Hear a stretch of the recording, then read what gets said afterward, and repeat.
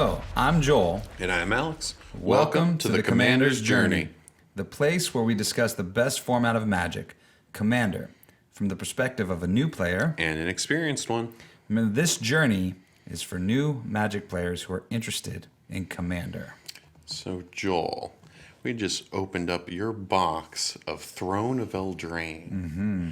That's exciting, isn't it? Oh, it was awesome. We thought it'd be a fun way to start the evening.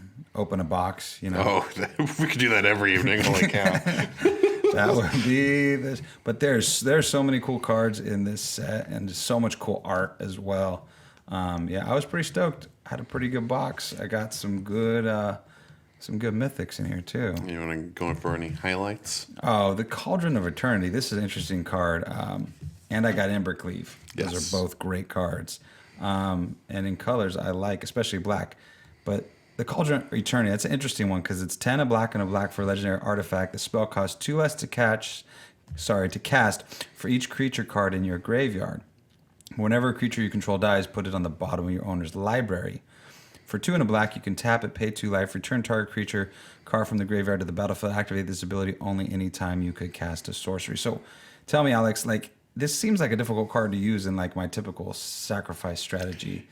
How would this best be played? That's a really good question. I definitely think a mill deck would be what I'd be looking at. What is true is you definitely could play it in the deck. It would be fantastic in my head. It would just be like, hey, I'm here and I'm doing my Call of Eternity thing. But I'm going to point out, too, that just as much as it would be cause some really crazy turns where you really kind of go out swinging, I think also because you won't get that extra value by recursion from the sack outlets. I think also there could be games where it just literally causes the downfall of some things you could have that you did not instead have. That's pretty awesome.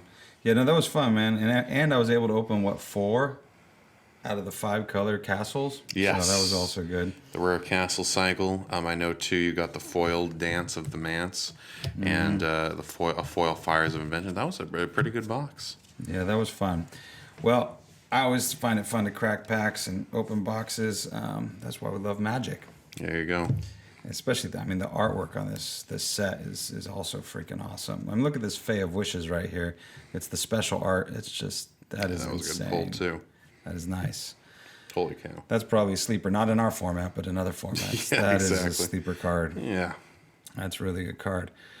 Well, welcome to the Commander's Journey. This is a show, again, we introduced ourselves earlier. I'm Joel. This is Alex. Yep.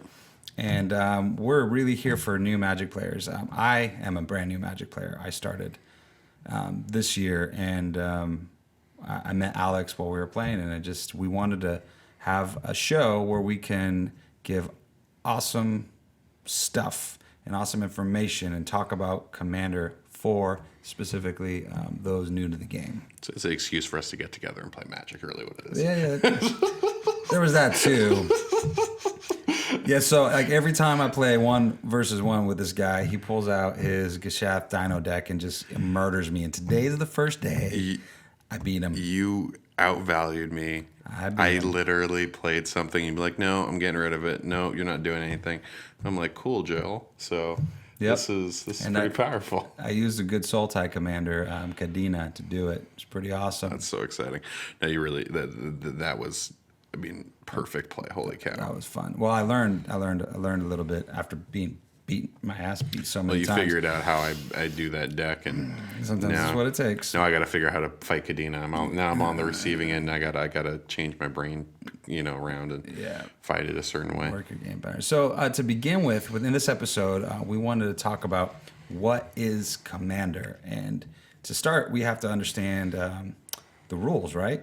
Yep. So should we go over the rules? Yeah, let's have a quick rules rundown. So, one of the a couple rules are unique Commander versus standard versus limited other formats. We have a couple weirder rules out there coming into it, but once you kind of get used to it, it becomes really second nature. It does, and it's just good to understand. Again, we're not going to go in depth of these rules. We're not by any means thorough as judges and understanding every aspect of the game, but just got to understand some of these simple things to get your head wrapped around with Commander, especially if you're used to playing standard format, right? Well, exactly right. And jumping from Arena to Commander, that It's going to be jarring to say the least. But they do have Brawl Singleton now on, which is, that gateway drug right there. That is the gateway drug. And it's pretty fun. Add 40 more cards and a couple more rules, and you're basically at Commander. Exactly. So let's start with the first rule we're going to talk about that are unique to Commander. It's the legendary rule. So basically, you have a commander in your deck, and it has to be a legendary creature. And the colors that are, I will say the word pasted is not correct, but the colors that are on that card are the colors you can play in your deck. So, for instance, the Buy Box promo, Kenrith the Returned King, it's 4 and a white for legendary creature human noble. Now, you would think, well, maybe that's a mono white commander. You can only play white. But because in the text it also has all the other colors, there's abilities you can use for red, green, white, blue, and black. This actually is a 5-color commander, right? Yes, exactly. And that's what we call the color identity of the commander deck or the commander. That is what you're allowed to put in your deck in terms of cards that have that cost. And again, depending on what symbols they have, depends on what that card's color identity is as well, so whether it can go in the deck or not. Okay. So it has to be a legendary creature. It has to, and then the color identity determines what you can play in your deck. Yes. And it is 100 card singleton. So what is that? It means that you can only have one of each named card in the deck. Now you can have any number of basic lands. Just every other card, you can only have one card with that name in the deck. Okay. So if you were to go buy a pre-con commander deck or even one of these brawl decks, those are singleton style decks, right? So as opposed to more standard play where you can have up to 4 of any card in the deck or any kind of creature or spell. Yeah. This, you can only have 1 of each. Exactly, and that's what the singleton means. It's basically that, and then one is designated as your commander, and the other 99 will refer to the 99. Every now and again means just all the rest of the cards in the deck that you're normally playing with. Exactly. We can go over to real quick. The commander has specific rules they go what's called the command zone. So at the start of the game, you have the other 99 cards, and the commander starts off in the command zone.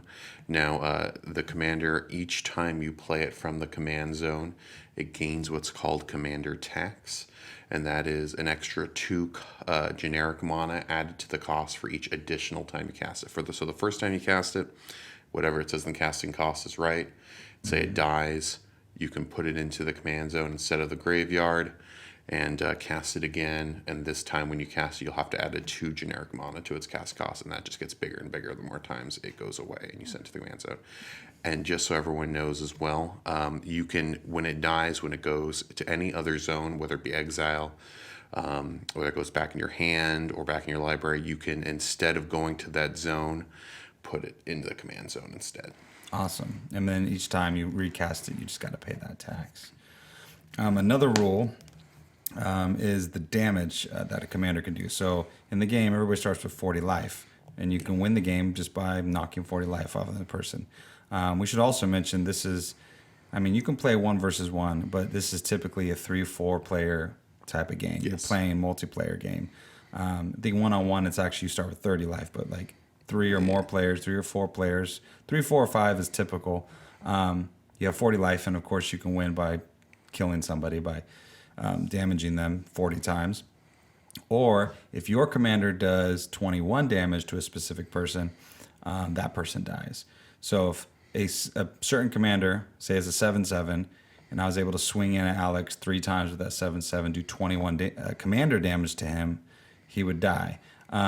If I hit him maybe 14 times and then somebody else hit him 7 times, that's not 21. It's 14 from one commander and then 7 from another commander. So it's got to be from one specific commander, but if you get that damage in, you can also kill that person off. Exactly. It's 21 from a specific commander, from the player, and then basically that you have to do 21 to each individual person. So if you spread it around, of course, they still take normal damage as well. They just also take that commander damage. Exactly. So those are the basic rules, and there's there's a ban list. Probably won't come up if you're a newer player. If you have some older cards, you're jumping back in the game after a while. That one you probably want to look at because, of course, some older cards are on that ban list. What's fun is, though, a lot of cards don't go out of rotation. You can go backwards in Magic a lot in your commander decks. In your commander deck, after you spend the money to build it, you're going to be able to play that for a long, long time. Well, exactly. It's the kind of thing. One thing that at least appeals to me about Commander is the fact that if I stop playing, let's say for 3 or 4 years or whatever, and I come back and someone, buddy's going, "Hey, I'm going to do Commander. You got your old Commander deck?" Yeah, I can still, chances are, play that Commander deck without even touching it, and just go right in, still be doing just fine in the Commander game. I don't have to worry about what's rotated, what hasn't. I come in and I just have a fun game no matter where I jump in at. Yeah. So, I mean, if you're used to playing Arena, like you start off like I did at the beginning of the year, and you just learn Standard, and Magic is just, it's a ton of fun. And then when you transition to Commander, just understand these basic rules. Later on, we're going to get into episodes where we just go deeper into building decks. We're going to go deeper into strategies, how to use your commanders, and how to play the game and just how to have fun with it. But those are some of the different rules, or the rules that kind of stand out in comparison to other formats of Yeah, Magic. exactly. And otherwise, it follows the general Magic rules. It's, there's some stuff for multiplayer player, but really, those are the ones that's specific for Commander. So one of the best ways, I think, to get started is just buy a pre-con deck and play. Oh, it's I mean, instead of trying to like worry about how to build a deck, the Wizards do a great job. Just buy one of the new pre-con decks. And this year, 2019, there were some really good ones. In fact, I just beat you with one of you them. beat me with one flat out. I don't think it's you didn't add any cards to it, did you? Actually, I did change out a few cards. Oh, Not that's that fine. many, I don't though. think I saw any of them. I think you were. Yeah. Flat out. Actually, no. In the Kadena, I didn't. Yeah, well, there you go. In Geared, I did, but And in Kadena, I haven't. Chances are too, if you need to let your play group know that you're playing with a pre-con, they might want to lower the power level if they have a more competitive group. But otherwise, again, you just flat out, you beat me, you outvalued me completely. I was the whole game. Just so everyone knows at home, I literally was struggling to put something on the board because you would remove it and you were just drawing so many cards. You got your engine going faster than me, and I was on the back foot the whole game. Yeah, that's shout out to the Wizards this year. Those pre-con decks are really good. So definitely pick up any of the 2019 pre-con decks. It's so much better than 2018 too. Holy cow! Just the difference. 2018, I was not such a big fan of. Love 2017, 2016 is phenomenal. 2019, I'm very impressed with as well. Yeah. And so, the best way to get into Commander, right? The gateway drug. Brawl's a great way. Arena's a great way. Just getting out and playing paper. I started by playing Arena, and playing paper Magic, playing it with your friends is a lot of fun. And start or join like a play group that's going. Like, I think when I started, I knew my brother was playing with one other person, and it was like, and I met you and we talked, and it was just like, now we got a play group of 4 or 5 people. So much fun having a group of people. And seriously, almost everyone in the Magic community is extremely nice. Just go down to your local LGS maybe for a Commander night, or maybe if you're not ready to do the Commander step, for a pre-release or something. Everyone there is going to help you out. They're going to work with you. They're going to give you. You'll probably get free cards. They'll be extremely nice and just wanting to play a game with you. Like, seriously, they are about as nice a community as you can ask. And the one thing I want to ask you too, Joel, what would you say was one of the more interesting parts when you jumped from digital play to paper? I think collecting the cards and building the decks, especially with, the standard decks that I played online were a lot of fun. But the computer did a lot of the work for me, a lot of thinking for me. So when I transitioned to playing paper, I had to think through a lot of the steps. And like you said, a lot of people were really, really helpful when I went. I think I did my first pre-release and played the game with other people that I didn't know. People were very helpful in general. I'd be like, no, you kind of did that out of order, need to do it this way. I was so used to letting the computer do it for me. But it helped me grasp the game, and that was a lot of fun. So that's kind of the biggest difference. But it was the interaction that made it a lot of fun, and playing with other people. I've noticed that about the online too. You miss the gathering out of Magic the Gathering, right? Sometimes you play online, you're playing, someone on the other side of a keyboard, and they feel like a little bit of a faceless entity. And the fact you get to kind of play in person, especially with Commander, it's much more. I think that's been the draw. Game. Yeah, I think for me that's been the draw, is just the communal side of it, and that's why it's so much fun. And yeah, when I started playing Magic, it was like, what is this game, right? And then there's a 60 card standard game. I'm playing it, and then I think it was maybe my brother and a few other people, like, if you really like Magic, you should play Commander. It's the best game. Or excuse me, the best format. And I'm like, okay, what does that mean? But getting into it, I believe him now. And actually, let's quickly summarize too.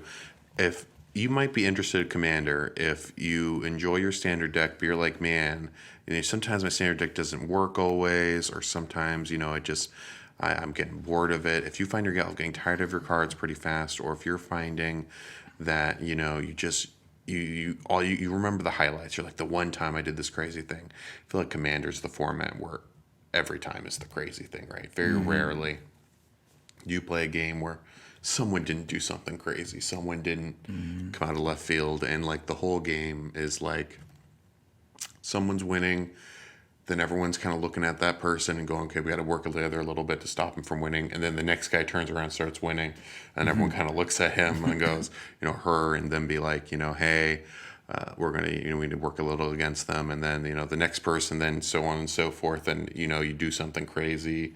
And everyone, the whole point of, I think, with EDH compared to normal Magic is everyone's there to have fun. Everyone's there to play Commander and have a good time playing the format. Yeah, I think, for the most part, a lot of people, it's a very casual, fun environment. Now, there is, a group of people that play competitive Commander, and that sometimes it's referred to as CEDH, competitive EDH. That's another name for Commander, Yes, EDH. EDH, yes. Was that Elder Dragon Highlander? Yes. I think that's the original name of the game. Dead on. But a lot of people just like to play casually. It kind of feels like a poker night, like how the guys or the gals over to the house, pour a few drinks and sit around and play. And that is definitely the allure. I mean, you get games in, it does take longer, and some people, it's going to take so long, but it's so much fun just you're having a ball, doing cool stuff on each of your turns. With your friends. Yeah, expect the games to go longer. Unlike standard, you're looking at probably standard, it's 20 to 30 minutes for a game. Commander, honestly, you're looking at probably about a good 2 hours for a game. So definitely quite a bit longer. Yeah. But again, everyone's doing big things in their decks, and that's really the appeal. I think we get a bunch of 1 hour, 1.5 hour games in. That's true. Sometimes someone starts going for the win, and we're all two on the back foot or two, exactly trying to jump in to stop them a little too slow. And there was that one time where we went really long. Oh, that was quite the game. For our listeners at home, I think this game went 5 hours or 6 hours? 4 hours. It was 4.5 hours. it was a long game, and literally just everyone brought decks that stalled. No one had a win condition. Everyone was just trying to stall. Like, I'm not going to win this game, but I'll make it so I will live. And Everybody then everyone threw their did defenses up, and it was just it was nuts. We were all getting exhausted. As much as I like to play a second game and go late, I was like, I'm done. I am done. I'm tired. But I mean, that was fun. That was fun for sure. Definitely a good game. But yeah, so, it's definitely more of a casual format, but I think that's part of the appeal, really, without a doubt. That is definitely a big part of the appeal. And that's the appeal for us as we talk about this game. There's so many cool parts to the game we're going to get into. Like Alex was just saying, it's one of those games where you can do something really awesome and cool on each turn. So that's kind of what separates it from the rest of Magic. You can't play the same cards over. You can't kind of use the same strategy throughout all of your plays. You kind of have to have a strategy, but then you have all these different ways to do it. And so it kind of creates a lot of creativity. It's really fun. Exactly. There's a certain point in the game where just everyone's doing big things on each turn they have. I mean, there's no else way to otherwise just explain it. Everyone's doing something big. Yep. And that's why we want to do the show, because it can be complicated for new players. But don't let it be intimidating. It is a lot of fun. If you just put the time and investment into learning the game and playing the game with some friends, it will pay off. And hopefully we can help bridge that gap from Arena to Paper Magic and then, to Commander. Yeah, we just want to be a lot of good information for new players coming into this format. So welcome to the Commander's journey. Exactly. All right, I think that'll do it for today's show. Yeah, and please leave a comment. Let us know how we did. This is one of our early episodes, and we want to know how it's going. Yeah, we want to know what you think. And don't forget, subscribe to the show. Again, like I said, leave a comment, talk to us. And until next time. See you.